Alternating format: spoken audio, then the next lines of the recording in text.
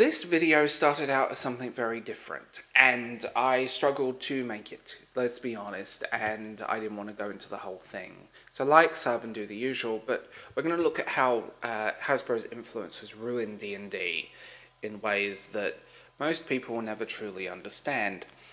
So, D&D has been around for what, 50 years at this point nearly, or around that point? Maybe it's, yeah, 50 years, dear God. It's been diluted, and I think a lot of Hasbro's issues, which are quite financial at the moment, are their own doing, and I have no sympathy for them. But I do have sympathy for the people losing their jobs right now. And, you know, that's never easy. I may not agree with them, but no one needs to be on the dole line, let's be real. So, like, sub, and do the usual, but also just putting this one out there. With the cancellation of all these projects, video games, a TV series, Dragonlance, apparently it was the best pilot script. Don't know how true that is. You know, Hasbro are making really bad decisions, and I think a lot of people have lost faith in the company, especially with the OGL, and their need to monetize the whole thing. Like, once it was Magic the Gathering was their cash cow, and now with the sort of influx of tourists coming into the D&D hobby who really just want to change it and make it easier, there is problems. And I think Hasbro have had a very, very negative effect on the product. One of the big... I've done a drop-down list, so here we go. Hasbro's primary objective is to maximize profit, often at the expense of creative integrity. With D&D, this is translated into a focus on marketability, rather than innovative storytelling and gameplay mechanics. The game has become increasingly geared towards mass appeal, sacrificing the depth and complexity that made it so beloved amongst its early fanbase. Definitely. Like, I was writing this at 2 o'clock in the morning, so, yeah. I think... You know, looking at that objectively, I think they have done that, and they're aiming their products at people that aren't necessarily interested in the product, and they've been quite open about not wanting the old guard in their game anymore. You know, people saying, the white guy, get the white men out of the hobby, get the people that have been playing for years, we need everyone else. But you're alienating your own fan base. The simplicity of the rules, that's one of the things that's really annoyed me. And it's a massive change. It's really notable with their regime. It's simplification of the game. They streamline rules can make it more acceptable to newcomers. It has alienated long-time players. And I think a lot of the dumbing down of D&D undermines the essence of strategy. And it's... like, there are so many things they've just stripped back and just simplified to the point that it's actually frustrating. Another thing that annoys me is emphasis on product tie-ins. Hasbro, owner of D&D, has led to numerous product tie-ins with other franchises such as Magic the Gathering, popular television shows like Stranger Things. While cross-promotion can introduce new players to the game, it can also result in an oversaturation of branded content, and that is true.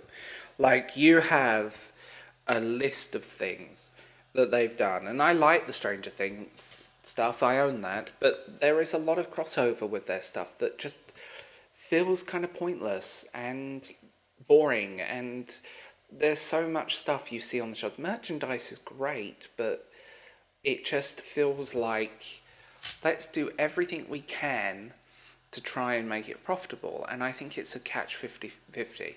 You have, yes, cross-brand promotions are great, but the big thing is once it becomes oversaturated and everything's getting a cross-promotion, it becomes a problem.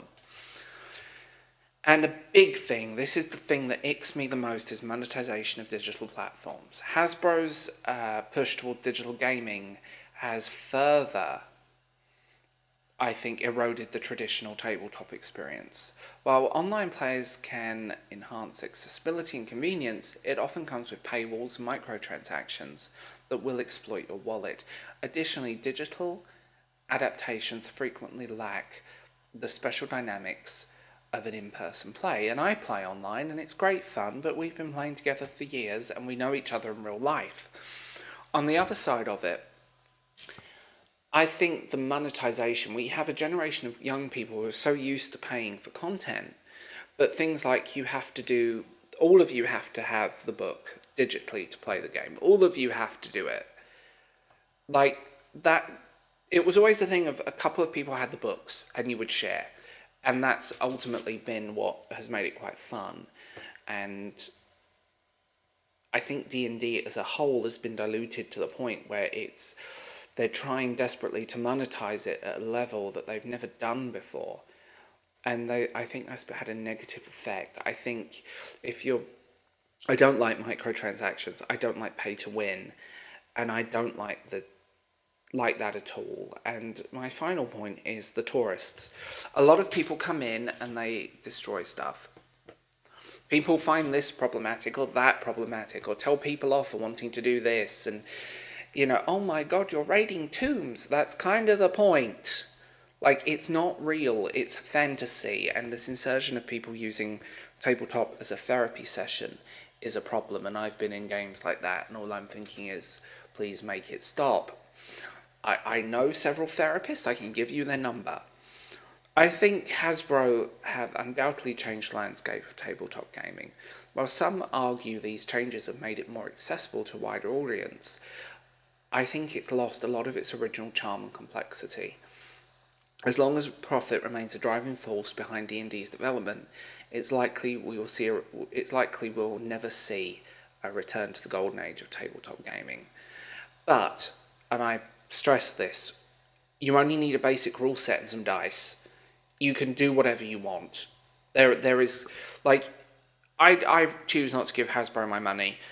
You can do what you want. As long as you know the rules and you have some dice, you can have a lot of fun with free DIY content and amazing stuff. Actually, you don't even need dice. There's free apps you can use on your phone that have no microtransactions.